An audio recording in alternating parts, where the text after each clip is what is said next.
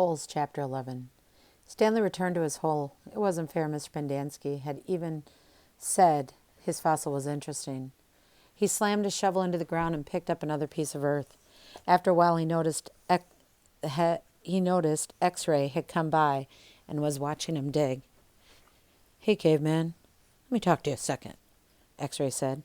Stanley put his shovel down and stepped out of his hole. "Say, listen," said X-Ray.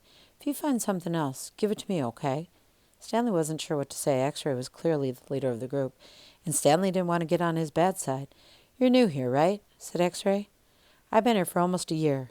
I've never found anything. You know, my eyesight's not too good. No one knows this.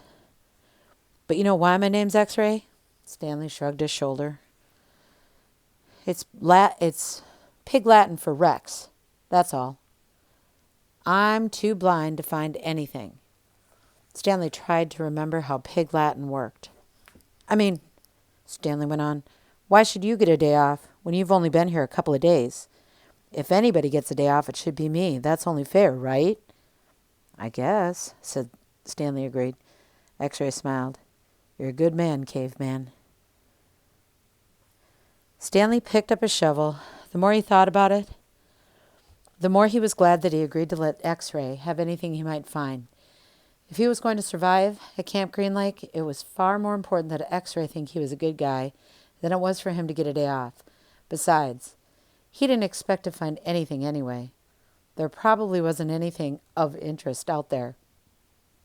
And even if there was, he'd never been what you could call lucky. He slammed his blade into the ground, then dumped out another shovelful of dirt.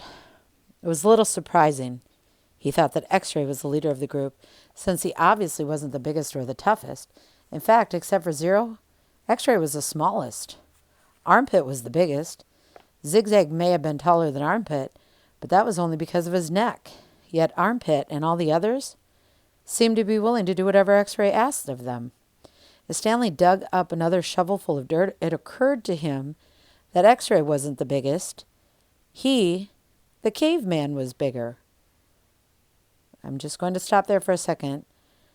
He realized, or it occurred to him, so he's having another aha moment.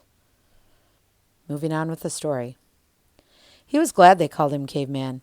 It meant they actually accepted him as a member of the group.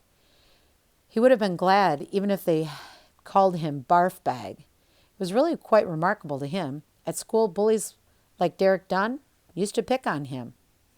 Yet Derek Dunn would be scared senseless by any of the boys here. As he dug his hole, Stanley thought about what it would be like if Derek Dunn had to fight Armpit or Squid.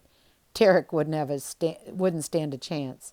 He imagined what it would look like if he became good friends with all of them, and then for some reason they all went to his school, and then Derek Dunn tried to steal his notebook.